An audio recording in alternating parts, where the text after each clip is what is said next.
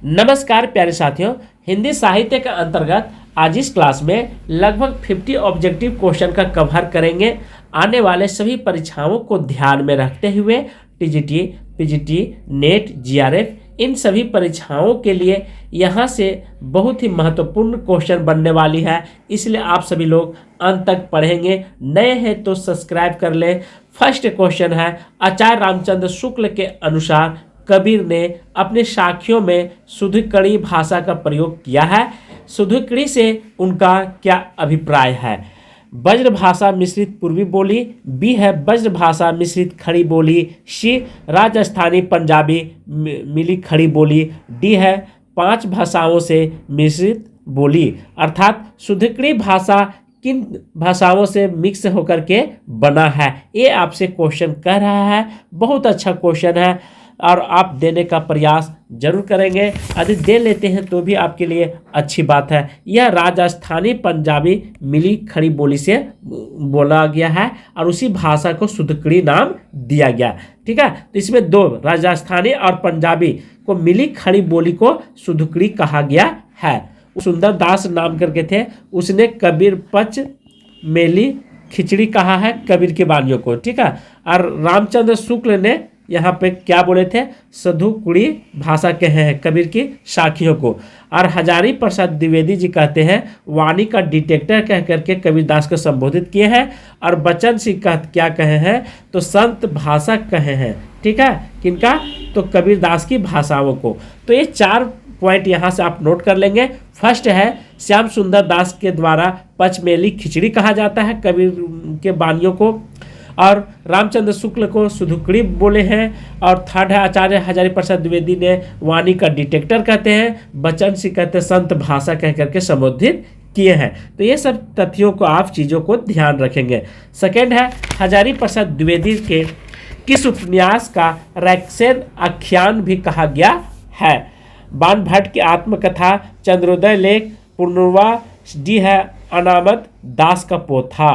तो किसे बोला गया है? रेक्स उपन्यास के रूप में जाना जाता है। आंसर अनामत दास का पोथा, इसे ही रेक्स आख्यान के रूप में जाना जाता है। सेकंड, मेरे राम का मुकुट भींग रहा है निबंध अपने समय में बड़ा चर्चित रहा। यह निबंध किसकी है?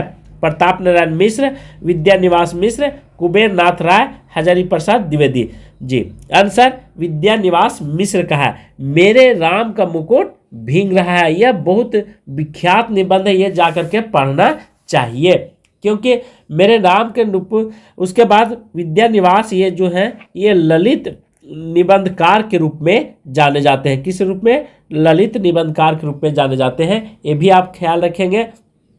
ठीक है, इसके बाद इनके और बहुत सारे निबंध लिखे हैं, जैसे अन्य है चितवन की छा, इन्हीं के द्वारा लिखा गया है चितवन की छा। और कदम की फूल, ये भी इन्हीं के द्वारा लिखा गया है कदम की फूल। और तुम चंदन हम पानी, ये विद्यानिवास मिश्र के बहुत अच्छे अच्छे निबंध लिखे हैं, इसलिए इन निबंधों को आप याद रखेंगे। और लास्ट में है आंगन की पंछी, इन्हीं का है, विद्यानिवास मिश्र का है। हरा मन, इन्हीं का, विद्यानिवास मिश्र का है। और मैंने सिल पहुंचाई, तो ये 4-5 निबंध इन्होंने लिखे हैं, लेकिन बहुत ही फेमस निबंध है। इन निबंधों का समय सीमा और कृति याद रखेंगे किनके द्वारा लिखी गई है। थर्ड है, राग गोविंद के रचिता का नाम बताइए। सूरदास, नंददास, रहदास, मीराबाई।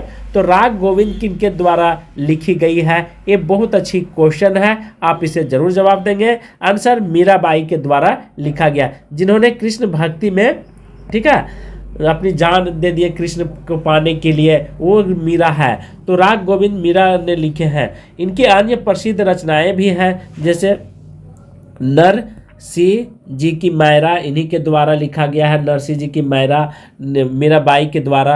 राग सोठा आदि कहेगा, तो राग सोठा मीराबाई के द्वारा लिखी गई है। गीत गोविंद, ठीक है, गीत गोविंद इन्हीं के द्वारा लिखी गई है। तो ये सब तथ्यों का आप ध्यान रखेंगे। और एक है मलार राग सत्यभामा, तो ये मीराबाई के द्वारा लिखा गया है। तो ये कृतियों का आपको ख्याल रखना होगा। 4 है, संत कवि गुरु नानक देव का जन्म कहाँ हुआ था?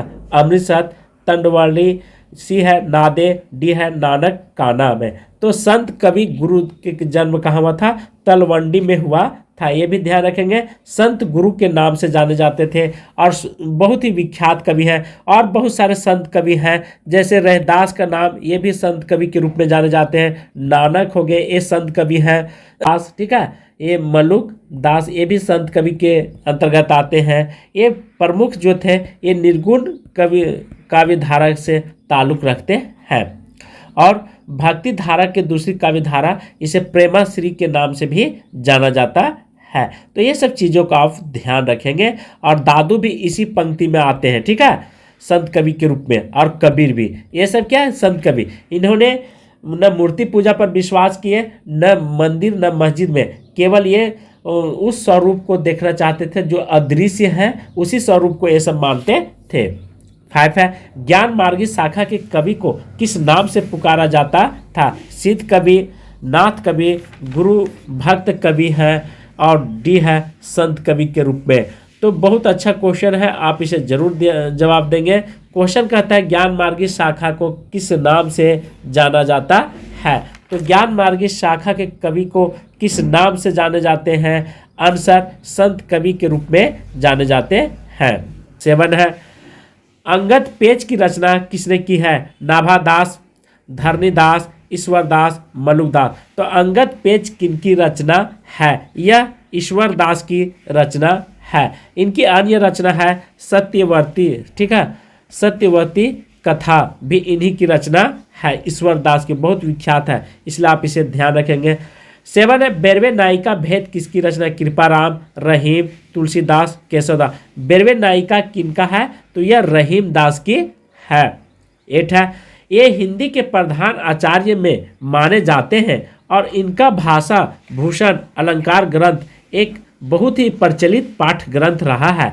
रामचंद्र शुक्ल के उपयुक्त बात किस रीतिकालीन कवि के विषय में कही गई है? मतीराम, देव, महाराज और पद्माकर। यह किनके विषय में कहा गया है? तो महाराज कवि के बारे में बोला गया है। आचार्य रामचंद्र शुक्ल की रीति कवि महाराज जीवन सिंह के विषय में कही गई है, ये भी आप ध्यान रखेंगे। जीवन सिंह के बात में, मतलब जीवन सिंह के विषय में, इनका पूरा नाम था, महाराज का पूरा नाम था जसवंत सिंह नाम था, ठीक है। तो महाराज जसवंत सिंह के विषय में कहा गया है।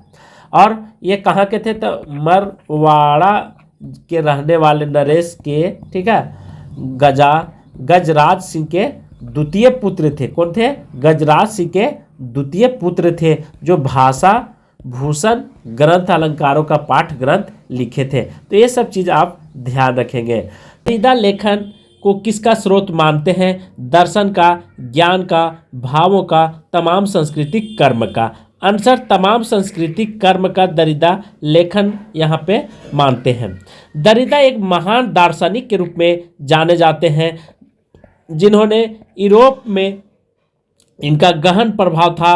और दरिदा अत्यधिक पूर्ण निर्माण के प्रतिपादन पर जोर दिए थे। और उन्होंने एक और सिद्धांत दिए थे, विवेचना का सिद्धांत इन्हीं के द्वारा दिया गया था।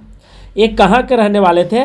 तो ये फ्रांस के रहने वाले थे, इसीलिए इनका नाम फ्रांसीसी भी दिया गया है। तो ये सब पॉइंट को आप नोट कर लेंगे। और इन्होंने लेखन में सांस्कृतिक कर्म का स्रोत को महत्व ज़्यादा दिए थे। सेकेंड क्वेश्चन, मैं तो गिरधर के घर जाऊं, गिरधर म्यारो सांचे प्रीतम दे, रूप लुभाऊं। इस पद में कौन सा काव्य है? मधुर काव्य है, ओज गुण है, प्रसाद गुण है, या इनमें से कोई नहीं? बहुत अच्छा, ये मधुर्य गुण इनमें छिपा हुआ है। मधुर्य गुण कहाँ कहाँ पे पाए जाते हैं? आप इसे ध्यान रखेंगे चीज़ों को। मधुर्य गुण का संचार होता है जहाँ पे हमारे कानों को सुनने में अच्छा लगता हो, मधुर लगता है, वहाँ पे मधुर गुण का वास होता है, वहाँ पे मधुर गुण रहता है। उसके बाद श्रृंगार रस में मधुर गुण का ही रहता समावेश होती है, और करुण रस में भी मधुर गुण होती है। ये सब पॉइंट को नोट कर लेंगे। जहाँ पे कर्ण प्रिय कोई भी कविता लगे सुनने में, वहाँ पे मधुर्यपूर्ण होती है, ठीक है। और आर्द्रता हो, वहाँ पर भी मधुर्य गुण होगा। चिंतन की द्रव्यशीलता हो और प्रसन्नता कारक हो, वहाँ पर भी द्रव्य मधुरी गुण छिपी हुई रहती है। और ये सब तत्वों को आपको भूलना नहीं है। मधुर गुण से युक्त बहुत सारी कविताएं लिखे गए हैं, श्रृंगार के रूप में, शांत रस के रूप में, करुण रस के रूप में। तो ऐसे बिहारी हो, रस खान हो, इन सभी कविताओं में मधुर गुण पाए जाते हैं। थर्ड है, अरस्तु के अनुकरण सिद्धांत का अनुकरण का आशय क्या है? प्राकृतिक नकल, पुनः पूर्जन, सी है नकल, डी है वस्तु परक। पूछ रहा अरस्तु भी एक महान दार्शनिक के रूप में जाने जाते हैं। इनके बारे में आपसे चर्चा कर रहा है। अरस्तु कौन था, क्या करता था? बहुत अच्छा क्वेश्चन है। अरस्तु पुनः पूर्जन के बारे में जोर दिया था। बहुत अच्छा क्वेश्चन, इसलिए आप सभी लोग इसे जरूर याद रखेंगे। फोर है, क्रोचो के अभिव्यंजना के 4 स्तंभों में कौन सा स्तर असंगत है? असंगत के बारे में विचार, अंत संस्करण, अभिव्यंजना, अनुनासिक आनंद। तो यहाँ पे पूछ रहा है अंत संस्करण के बारे में, अर्थात कौन सा असंगत है जो कि सही के नहीं है। आंसर विचार जो है यह संगत के रूप में है। क्रोचो ने बहुत सारे दिए थे, अभिव्यंजना के 4 स्तंभ इन्होंने बताए थे। कौन कौन 4 स्तंभ बताए थे? अंत संस्करण है, अभिव्यंजना है, अनुनासिक है और आनंद इन्हीं के द्वारा दिया गया है। लास्ट में अभिव्यक्ति क्रोचे के द्वारा अभिव्यंजना के 4 स्तंभ बताए हैं। चारों स्तंभ को आप लिख लेंगे तो अच्छी बात होगा, और मेरी आवाज़ को आप नोट कर लेंगे, क्योंकि रोक कर एक बार नहीं 2 बार जरूर पढ़ लीजिएगा। 5 है, पाली भाषा का सर्वप्रथम व्याकरण है कचानन, पतंजलि, पाणिनि, हेमचंद्र। देखिए ये भी व्याकरण है, ठीक है, पतंजलि भी व्याकरण है, पाणिनि भी है और हेमचंद्र। लेकिन यहाँ पे एक शब्द जोड़ दिया है, पाली भाषा का जिक्र किया है। तो पाली भाषा का सर्वप्रथम व्याकरण कचानन है, ये इंपॉर्टेंट हो जाती है। बाकी सारे है, पाणिनि भी एक व्याकरण है, ग्रंथ है, ऐसा नहीं है कि नहीं है सभी है। लेकिन शब्द को पकड़ने का कोशिश कीजिए आंसर क्वेश्चन को, ठीक है। बिना क्वेश्चन पढ़े हुए आप आंसर डायरेक्ट नहीं दीजिएगा। 6 है, हिंदी को संघ की राजभाषा बनाने का जो प्रस्ताव सांसद में पारित हुआ, उसको प्रस्तावक कौन थे? मतलब वहाँ पे राजभाषा को पूरे भारत में फैलाने का, पूरे भारत में मान्यता प्राप्त करने के संवैधानिक रूप से वे किनका नाम सबसे ऊपर आता है? पंडित जवाहरलाल नेहरू, पुरुषोत्तम दास टंडन, राजगोपालचारी, गोपाल स्वामी अयंकर। आंसर डी, गोपाल स्वामी अयंकर का। हिंदी संघ की भाषा, संघ मतलब होता है राज्य, क्या होता है? संघ मतलब होता है राज्य। अनुच्छेद 1 में ही संघ के बारे में दिया गया है। तो यहाँ राजभाषा की बात कर रहा है, और एक होता है राष्ट्रभाषा। राज्य भाषा मतलब होता है ऑफिशियल लैंग्वेज। राष्ट्रभाषा अभी भी हिंदी जो है से वह लड़ रही है पूरे भारत में राजभाषा के लिए, अपने स्थान बनाने के लिए, लेकिन फिर भी राष्ट्रभाषा का दर्जा नहीं मिला। इसके पीछे बहुत सारे राजनेता लोग अपने स्वार्थ सिद्ध करना चाहते हैं, जिस कारण से हमारे देश का विकास रुक जाती है, ठीक है।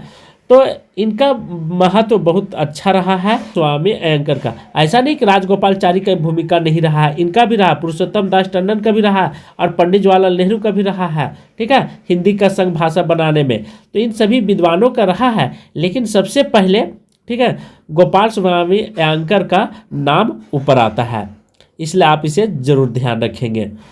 7 है, प्राचीन का विलोम शब्द क्या है? नया, प्राऐतिहासिक, पुराना, आवर्चीन। तो प्राचीन का विलोम क्या होता है? आवर्चीन होता है।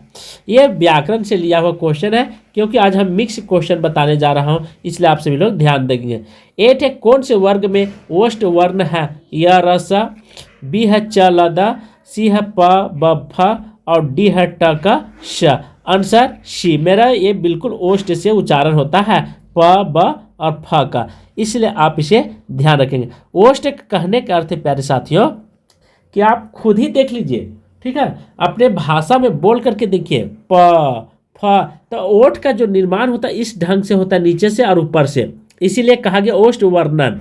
बाकी य र ल इन लोगों के लिए जब हम बोलते हैं तो मुंह जो है वह खुला के खुला रह जाती है। 9 है, कबीर के बीजक पर रखी गई तिरजिया टीका किसकी है? ये अर्थात ये टीका है, टीका का मतलब होता है व्याख्या करना। पूरा दास का है, बी है जगजीवन दास का, सी भगवान दास का, डी प्लाटो साहब का। तो कबीर का बीजक किनका है? तो यह पूरन दास का है। ठीक है, तो पूरन दास का बहुत सारे लिखे हैं और बहुत सारे कृतियां हैं, तो ये सब ध्यान रखेंगे। बाकी महाराष्ट्र में भक्तों में किनका नाम सबसे ऊपर आता है? सूरदास, तुलसीदास, मीराबाई, नामदेव का। तो महाराष्ट्र में सबसे ऊपर नामदेव जी का आता है। बहुत इंपॉर्टेंट हो जाती है, क्योंकि सूरदास भी थे, तुलसीदास भी, मीराबाई, पर यहाँ पे पूछ रहा है महाराष्ट्र के क्षेत्र में। ठीक है, महाराष्ट्र से बिलोंग कौन करते थे जिनका। 11 खेत कुतुकम किसकी रचना है? रहीम का, रश खान का, कवि गंग कवि का, डी है दादू दयाल का। तो खेत कुतुलम किनकी रचना है? ये रहीम दास की है। खेत कुतुलम के अलावा इनकी और बहुत सारे रचना है, जैसे नगर शोभा इन्हीं की रचना है, ये भी इम्पोर्टेंट है, चीज़ों का आप लिख लेंगे। उसके बाद बेरवे रामायण के बारे में पूछेगा, तो बेरवे रामायण इन्हीं के द्वारा लिखी गई है, बेरवे रामायण भेद। ठीक है, उसके बाद रहीम दोहावली इनका ही रचना है, किनका? तो रहीम दास का दोहावली। और दूसरी बात है सतसई इन्हीं के द्वारा यह कृति लिखी गई है। और एक है सिंगार सोठा। ठीक है, तो ये सब चीज़ों का आप ध्यान रखेंगे। अध्याय इन्हीं के द्वारा एक लास्ट में है रच पंचा अध्याय। तो ये सब कृतियों को आपको भूलना नहीं है, यदि आप भूलते हैं तो फिर जीवन में आपको बहुत पछताना पड़ेगा। 12 है रोज तुल हकायक की रचिता कौन है? शेख नबी, कासिम शाह, नूर मोहम्मद, उस्मान। तो रोज तुल की रचना के बारे में यहाँ पे चर्चा कर रहा है, नूर मोहम्मद है। कौन है? नूर मोहम्मद। नूर मोहम्मद के द्वारा बहुत सारे कृतियाँ लिखी गई है। चंद्रावती जो है यह 1744 ईस्वी में नूर मोहम्मद के द्वारा लिखा गया था। अनुराग बावश्री ये भी कृति इन्हीं के द्वारा लिखी गई है, ये भी ध्यान रखेंगे, 1764 ईस्वी में नूर मोहम्मद के द्वारा। और एक है चित्रावली, चित्रावली जो है इन्हीं के द्वारा 1613 ईस्वी में, जो ये उस्मान के द्वारा लिखी गई थी ये कृतियाँ। तो ये सब आपको ध्यान रखेंगे उस्मान के द्वारा। और एक लास्ट में है ज्ञानदीप। ज्ञानदीप जो कृति है, ठीक है, यह कृति 1619 ईस्वी में लिखी जाती है और शेख नबी के द्वारा, किनके द्वारा? शेख नबी के द्वारा यह कृति लिखी जाती है। और लास्ट में है हंस ज्वारी। हंस ज्वारी की रचिता 1731 ईस्वी में होती है और किनके द्वारा लिखी गई है? तो कासिम शाह के द्वारा लिखी गई है, कासिम शाह। तो ये सब तथ्यों को आप नोट कर लेंगे तो अच्छी बात होगा।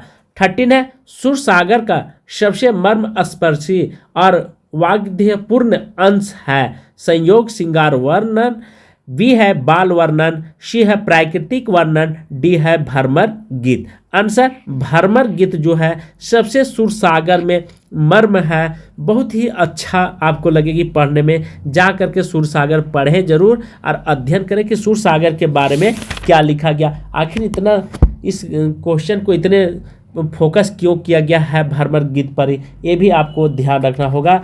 इनकी व्याख्याता हजारी प्रसाद द्विवेदी ने लिखा है सूरदास के बारे में, ठीक है, कि ब्रज भाषा का प्रथम कवि कौन है? तो सूरसागर सूरदास को मानते हैं, ठीक है। कौन? हजारी प्रसाद द्विवेदी जी, ये भी इम्पोर्टेंट हो जाती है। प्रथम कवि लीला गान का महान सूरसागर का उपाध्याय भागवत पुराण का 10वें स्कंद में है। हिंदी साहित्य में भ्रमर गीत काव्य परंपरा का प्रवर्तक कौन है? सूरदास है। तो ये सब तथ्यों को आपको भूलना नहीं है। 14 इश्कनामा किसका काव्य? बोधा, घनानंद, भूषण, केशवदास। तो यह घनानंद की रचना है। उसके बाद बोधा के द्वारा और बहुत सारे लिखा गया था। भूषण के द्वारा यदि पूछेगा तो ये सब रीतिकाल के कवि हैं। किस काल के? रीतिकाल के। तो भूषण के द्वारा छत्रसाल लिखा गया है, ठीक है, ये भी छत्रसाल दशक इन्हीं के द्वारा लिखी गई है।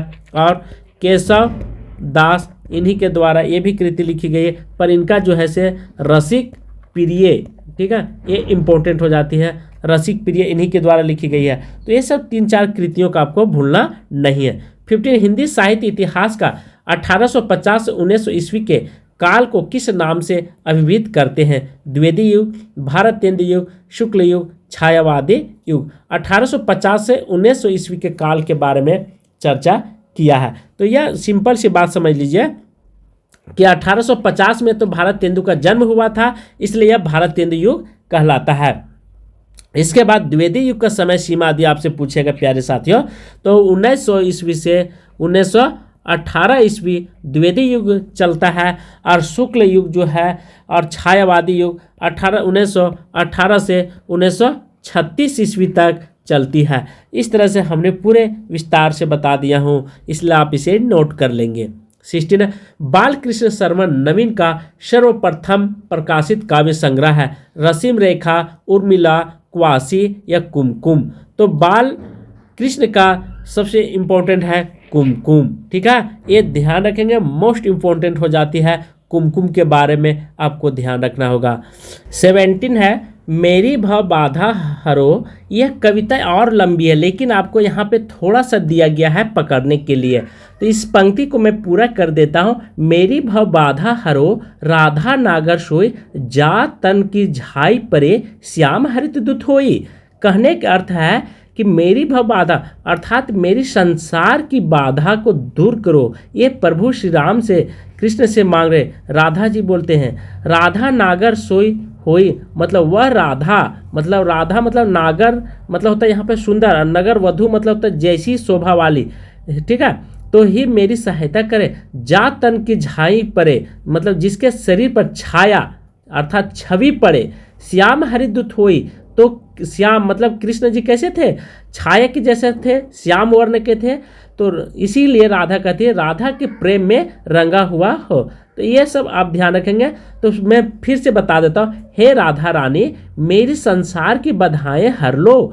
आप ही वह सुंदरी हैं जिनके तन की छाया मात्र से श्री कृष्ण का श्याम रंग भी हरित हो जाता है। अर्थात आप इतनी प्रभावशाली हैं कि स्वयं भगवान श्री कृष्ण भी आपके प्रेम में अपना रूप बदल लेते हैं। ऐसी महाशक्ति वाली राधा मेरी भी रक्षा करें। यह इसमें श्रृंगार रस छिपा हुआ, भक्ति और श्रृंगार रस का अद्भुत मेल है इस कविता में, तो ये सब ध्यान रखेंगे। और यह कविता जो है बिहारी के द्वारा लिखी गई है, 700 दोहों का संग्रह है। और कहाँ से उठाई गई कविता है? तो सतसई से यह पंक्ति ली गई है, ये भी इम्पोर्टेंट हो जाती है। श्रृंगार रस का बिजोड़ इसमें आपको देखने को मिलेगा, तो इन सभी तथ्यों का आपको ध्यान रखिएगा।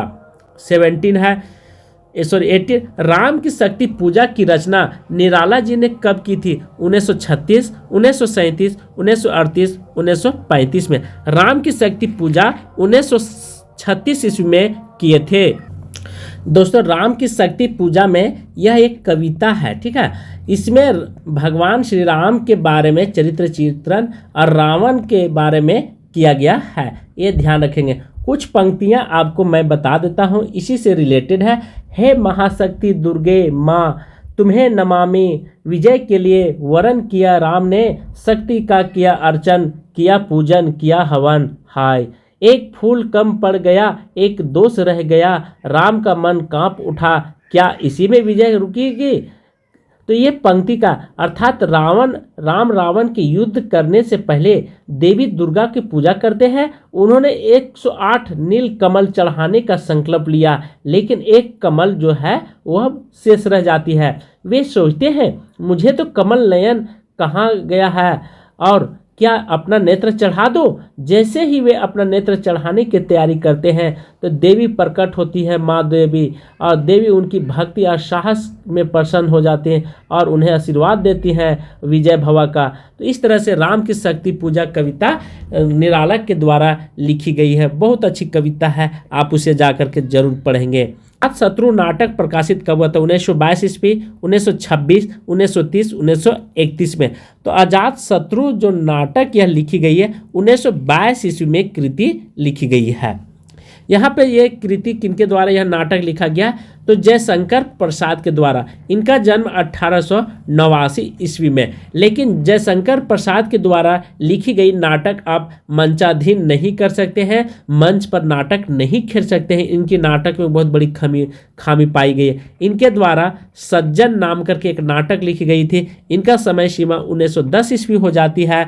कल्याणी का यदि समय सीमा यदि आपसे पूछेगा तो कल्याणी का समय सीमा आप ध्यान रखेंगे, इनका समय सीमा 1912 ईस्वी होती है।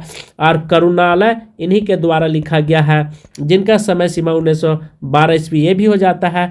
प्रायश्चित इन्हीं के द्वारा लिखा गया है, ये भी इम्पोर्टेंट है, और समय सीमा 1913 ईस्वी। और राजश्री इन्हीं के द्वारा लिखी गई है, जो राजाओं के बारे में। इनका नाटक 1915 ईस्वी। एक और रहता है नज्ञ अज्ञ, 1926 ईस्वी में लिखी गई अंतिम नाटक होती है। तो इस तरह से जयशंकर प्रसाद ने नाटक लिख करके एक गद्य विधा का बहुत ही महत्व दिए हैं, मतलब ऊंचाइयों तक पहुंचाने का काम किए हैं। 20 अछनन या मधुमेह देश हमारा, यह पंक्ति कहाँ से लिया गया? ध्रुव स्वामी, स्कंद गुप्त, चंद्रगुप्त, अजात शत्रु।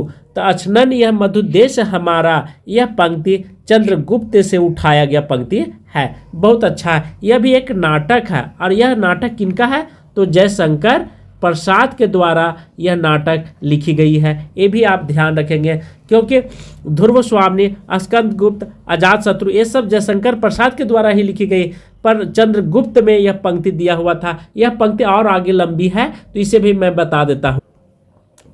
21 है अमरकांत प्रेम के किस उपन्यास का पात्र था? एक अमरकांत करके एक पात्र था, किसमें था? रंगभूमि में, कर्मभूमि में, गबन में, सेवा सदन में। तो अमरकांत नाम का जो व्यक्ति था वह किसमें पाठ किया था, किस जगह पे था? यह कर्मभूमि में था। ठीक है, अमरकांत ये इंपॉर्टेंट हो जाती है। और बहुत सारे रंगभूमि के पात्र भी मैं बता देता हूँ।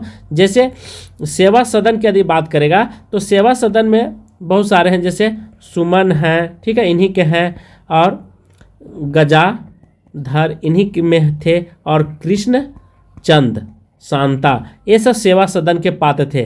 और गबन के बात करेगा तो आप याद रखेंगे जलपा, ठीक है। उसके बाद रामनाथ इन्हीं के पात्र माने जाते हैं। रतन इन्हीं ने पाठ, ये सब तीनों पात्र हैं। और एक लास्ट में है जोहरा, तो ये गबन के पात्र हैं। उसके बाद रंगभूमि में 3-4 हैं, जैसे सूरदास थे, रंगभूमि में हैं, ये भी इम्पोर्टेंट हो जाता है। कभी पूछेगा सूरदास कहाँ पाठ किए थे, और एक सोफिया नाम करके थे, यहीं पे थे, ठीक है, रंगभूमि में पात्र किए थे। और एक भरत सिंह, ये सब पाठ किए थे। तो ये सब पात्र का नाम ध्यान रखेंगे। और एक महेंद्र नाम करके थे, वो रंगभूमि में थे। तो इन पात्रों के नाम भी आप याद रखेंगे। 22 नई कहानी पुस्तक के लेखक कौन है? देवी शंकर अवस्थी, राजेंद्र जाधव, नामवर सिंह, अज्ञ। तो नई कहानी पुस्तक के लेखक के बारे में आपसे चर्चा कर रहा है। आंसर नामवर सिंह है। नामवर सिंह इनका कृति है, इन्हीं के द्वारा यह कहानी लिखी गई है। और बहुत सारे कृतियाँ और भी लिखी गई है, पर आपको उतना ध्यान देने की जरूरत नहीं है। 23 है भारतेंदु बाबू हरिश्चंद्र का जीवन चरित्र ग्रंथ रचनाकार कौन है? राधा कृष्ण दास, श्याम सुंदर दास, श्रीधर पाठक, महावीर प्रसाद द्विवेदी जी। तो भारतेंदु बाबू हरिश्चंद्र का जीवन चरित्र का रचनाकार कौन है? आंसर यहाँ पे ध्यान रखेंगे राधा कृष्ण दास जी हैं। राधा कृष्ण दास के द्वारा बहुत सारे कृति लिखी गई थी 1940 में, ठीक है, राधा कृष्ण दास के द्वारा लिखी गई है। उसके बाद प्राचीन पंडित कवि 1918 में प्रसाद द्विवेदी के द्वारा लिखी गई थी। कब? 1918 ईस्वी में लिखी गई है प्राचीन, ठीक है, प्राचीन पंडित कवि, ये इन्हीं के द्वारा लिखी गई है, महावीर प्रसाद द्विवेदी के द्वारा लिखी गई है। 24 बनारस अखबार का प्रकाशन शुरू हुआ 1840, 1841, 1844 और 1845। बनारस अखबार का प्रकाशन कब हुआ था? 1845 ईस्वी में हुई थी। देखिए बनारस अखबार जो था यह कहाँ से और कितने दिनों के बाद निकाली गई थी, ये भी इम्पोर्टेंट हो जाती है। तो बनारस अखबार 1845 में, जिसका संपादन कौन थे? राजा शिव प्रसाद सितारे हिंद के द्वारा यह निकाली गई पत्रिका थी। और उदंड मार्तंड यदि आपसे पूछेगा उदंड मार्तंड का समय सीमा, तो आप लगाएंगे 30 मई, ठीक है, 1826 ईस्वी को। इसीलिए 30 मई को यह कलकत्ता से निकलती थी और यह 30 मई को पूरे भारत में पत्रकारिता दिवस के रूप में मनाया जाता है। इनका संपादन कौन किए थे? तो जुगल किशोर जी किए थे। ये भी इम्पोर्टेंट हो जाती है। 25 है, कृपा राम द्वारा रचित नायिका भेद की सबसे पुरानी पुस्तक कौन है? हित तरंगिणी, श्रुति भूषण, उज्ज्वल नीलमणि, कर्णभरण। तो कृपा राम द्वारा ये इम्पोर्टेंट हो जाती है। कृपा राम द्वारा क्या लिखा गया था? हित तरंगिणी का निर्माण किया जाता है। उसके बाद श्रुति भूषण के द्वारा और कर्णभरण, ये सब आपको ध्यान रखना है। कृपा राम हित तरंगिणी कब लिखी गई थी? 1541 ईस्वी में इसकी समय सीमा है। यह रीति निरूपक कवि के रूप में जानी जाती है और पुरानी पुस्तक मानी जाती है। भेदोभाद का उल्लेख है। यहाँ पे 5 तरंग विभक्त किया गया। कितना? 5, ठीक है, तरंगों में विभक्त किया गया है। और विभक्त के साथ साथ यह रचित सतसई काव्य परंपरा का प्रथम ग्रंथ है। उज्ज्वल नीलमणि और रूप गोस्वामी, कर्णभरण, गोविंद इन्हीं के द्वारा लिखी गई है, कृपा राम के द्वारा। तो आज की क्लास में यहीं पे समाप्त कर रहा हूँ। थैंक यू, धन्यवाद।